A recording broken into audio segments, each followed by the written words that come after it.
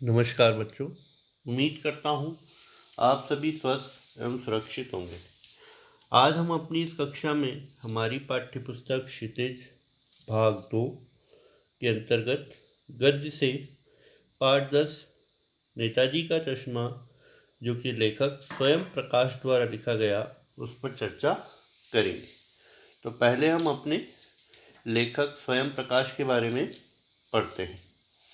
स्वयं प्रकाश का जन्म सन 1947 में इंदौर, मध्य प्रदेश में हुआ।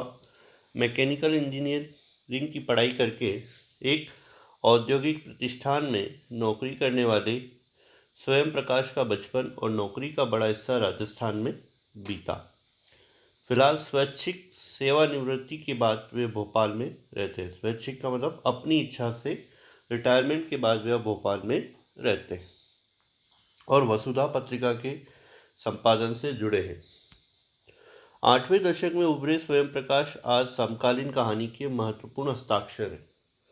उनके 13 कहानी संग्रह प्रकाशित हो चुके हैं, जिनमें सूरज कब निकलेगा, आएंगे अच्छे दिन भी, आदमी जात का आदमी और संधान उल्लेखनीय हैं। उनके बीच में विनय और ईंधन उपन्यास चर्चित रहे। उन्हें पहल सम्मान, बनमाली पुरस्कार, राजस्थान साहित्य अकादमी पुरस्कार आदि पुरस्कारों से पुरस्कृत किया गया। मध्यम वर्गीय जीवन के कुशल चित्रे स्वयं प्रकाश की कहानियों में वर्ग शोषण के विरुद्ध चेतना है, तो हमारे सामाजिक जीवन में जाति, संप्रदाय और लिंग के आधार पर हो रहे भेदभाव के खिलाफ प्रतिकार का स्वर भी है। रोचक किस्सा गोई शैली में लिखी गई उनकी कहानियां हिंदी की वाचिक परंपरा को समृद्ध करती है। चारों ओर सीमा से घिरे भूभाग का नाम ही देश नहीं होता। देश बनता है उसमें रहने वाले सभी नागरिकों, नदियों, पहाड़ों, पेड़ पौधों, वनस्पतियों, पशु पक्षियों से और इन सबसे प्रेम करने वाले तथा इनकी समृद्धि के लिए प्रयास करने का नाम देशभक्ति है। नेताजी का चश्मा कहानी कैप्टन चश्मे वाले के माध्यम से देश के करोड़ों नागरिकों के योगदान को रेखांकित करती है, जो इस देश के निर्माण में अपने अपने तरीके से सहयोग करते हैं। कहानी यह भी कहती है कि बड़े ही नहीं, बच्चे भी इसमें शामिल हैं। तो आज हम शुरू करेंगे हमारा पाठ 10, नेताजी का चश्मा। नेताजी से अभिप्राय यहाँ पर सुभाष चंद्र बोस से है, जिन्हें नेताजी के नाम से जाना जाता था। तो हालदार साहब को हर 15वें दिन कंपनी के काम से सिलसिले में उस कस्बे से गुजरना पड़ता था। कस्बा बहुत बड़ा नहीं था। कस्बे से अभिप्राय यहाँ पर न तो गांव न शहर, जहाँ पर आधे कच्चे और आधे पक्के मकान होते हैं, उसे कस्बा कहा जाता है। जिसे पक्का मकान कहा जा सके वैसे कुछ ही मकान, और जिसे बाजार कहा जा सके वैसा एक ही बाजार था। कस्बे में एक लड़कों का स्कूल और एक लड़कियों का स्कूल, एक सीमेंट का छोटा सा कारखाना, 2 ओपन एयर सिनेमा और 2 ठो नगरपालिका भी थी। ठो का मतलब पुरानी नगरपालिका भी थी। नगरपालिका थी तो कुछ न कुछ करती भी रहती थी। कभी कोई सड़क पक्की करवा दी, कभी कुछ पेशाब घर बनवा दिए, कभी कबूतरों की छतरी बनवा दी, तो कभी कवि सम्मेलन करवा दिया। इसी नगरपालिका के किसी उत्साही बोर्ड या प्रशासनिक अधिकारी ने एक बार शहर के मुख्य बाजार के मुख्य चौराहे पर नेताजी सुभाष चंद्र बोस की एक संगमरमर की प्रतिमा लगवा दी। और यह कहानी उसी प्रतिमा के बारे में है, बल्कि उसके भी एक छोटे से हिस्से के बारे में बात की गई है। तो छोटा सा हिस्सा यानी यहाँ पर नेताजी के चश्मे के ऊपर बात कही गई है।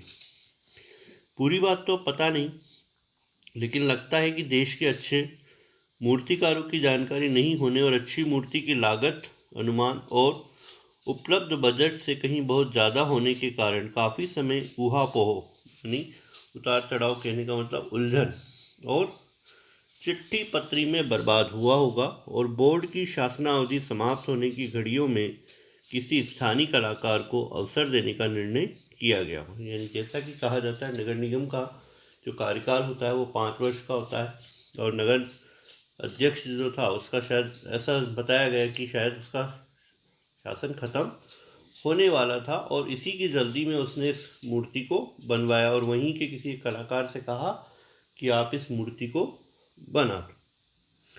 अंत में कस्बे में एक इकलौते हाई स्कूल के इकलौते ड्राइंग मास्टर, मान लीजिए मोतीलाल जी को ही यह काम सौंप दिया गया होगा, जो महीने भर में मूर्ति बनाकर पटक देने का विश्वास दिला रहे थे।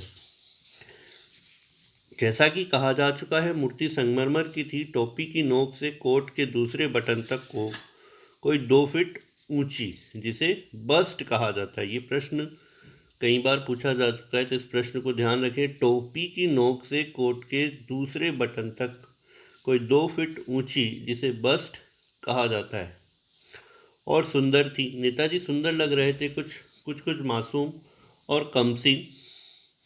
फौजी वर्दी में मूर्ति को देखते ही दिल्ली चलो और तुम मुझे खून दो वगैरह याद आने लगे, यानी सुभाष चंद्र बोस के द्वारा दिए गए नारे याद आने लगे। इस दृष्टि से यह सफल और सराहनीय प्रयास था। केवल एक चीज की कसर थी जो देखते ही खटकती थी। वो क्या थी? नेताजी की आंखों पर चश्मा नहीं था। मूर्ति तो बना दी गई, लेकिन उसमें चश्मा नहीं था, और यही बात सबको खटक रही थी। यानी चश्मा तो था, लेकिन संगमरमर का नहीं था। एक सामान्य और सचमुच के चश्मे का चौड़ा काला फ्रेम मूर्ति को पहना दिया गया था। हालदार साहब जब पहली बार इस कस्बे से गुजरे और चौराहे पर पान खा के रुके, तभी उन्होंने इसे लक्षित किया और उनके चेहरे पर एक कौतुक भरी मुस्कान फैल गई। वाह भाई, यह आइडिया भी ठीक है। मूर्ति पत्थर की, लेकिन चश्मा रियल, यानी वास्तविक चश्मा लगा हुआ है। जीप कस्बा छोड़कर आगे बढ़ गई। तब भी हालदार साहब इस मूर्ति के बारे में ही सोचते रहे और अंत में इस निष्कर्ष पर पहुंचे कि कुल मिलाकर कस्बे के नागरिकों का यह प्रयास सराहनीय कहा जाना चाहिए। प्रशंसा, सराहनीय का मतलब होता है प्रशंसा की जानी चाहिए इस कार्य की। महत्व मूर्ति के रंग रूप कद का नहीं, उस भावना का है, वरना तो देशभक्ति भी आजकल मजाक की चीज होती जा रही। दूसरी बार जब हालदार साहब उधर से गुजरे तो उन्हें मूर्ति में कुछ अंतर दिखाई दिया। ध्यान से देखा तो पाया कि चश्मा दूसरा है। पहले मोटे फ्रेम वाला चौकोर चश्मा था, अब तार की फ्रेम वाला गोल चश्मा। हालदार साहब को कौतुक और बड़ा। कौतुक का मतलब यहाँ पर आश्चर्य से। वाह भाई, क्या आइडिया है। मूर्ति कपड़े नहीं बदल सकती, लेकिन चश्मा तो बदल सकती है। तीसरी बार फिर नया चश्मा। हालदार साहब की आदत पड़ गई, हर बार कस्बे से गुजरते और चौराहे पर रुकना, पान खाना और मूर्ति को ध्यान से देखना। एक बार जब कौतूहल दुर्दमनी हो उठा तो पान वाले से पूछ ही लिया, यानी जब जिज्ञासा बहुत ज़्यादा बढ़ गई तो फिर उन्होंने पूछ ही लिया, वहाँ पर जहाँ पर वो पान खाते थे उससे पूछ लिया, क्या बात है, तुम्हारे नेताजी का चश्मा हर बार बदल कैसे जाता है? तो पान वाले के खुद के मुंह में पान ठूसा हुआ था। वह एक काला, मोटा और खुशमिजाज आदमी था। अब देखिए, यहाँ पर भी एक प्रश्न बनता है हर बार कि पान वाले के बारे में बताइए या पान वाले की चरित्र चित्रण कीजिए। तो पान वाला कैसा था? मोटा और काला और मोटा और खुश मिजाज था। तो हालदार साहब का प्रश्न सुनकर वह आंखों ही आंखों में हंसा। उसकी तोंद थिरकी, यानी उसकी तोंद थिरकती थी जब हंसता था। पीछे घूमकर उसने दुकान के नीचे पान थूका और लाल काली सी बत्ती सी दिखाकर कैप्टन चश्मा वाला करता है, ऐसा उसने कहा। क्या करता है हालदार साहब? कोई समझ नहीं पाए। क्या चश्मा चेंज कर देता है? पान वाले ने समझाया। क्या मतलब, क्या चेंज कर देता है? हालदार साहब अब भी नहीं समझ पाए। कोई गिराक आ गया तो उसको चौड़े चौखट चाहिए, तो कैप्टन किधर से लाएगा?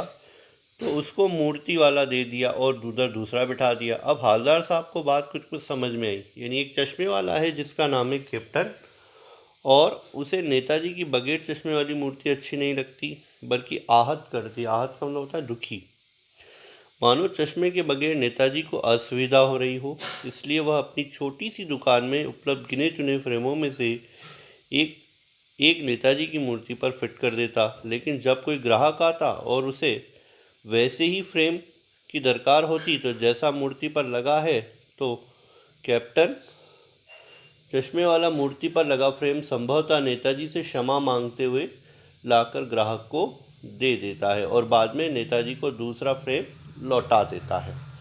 वाह भाई, खूब है, क्या आइडिया है। लेकिन भाई एक बात अभी भी समझ में नहीं आई।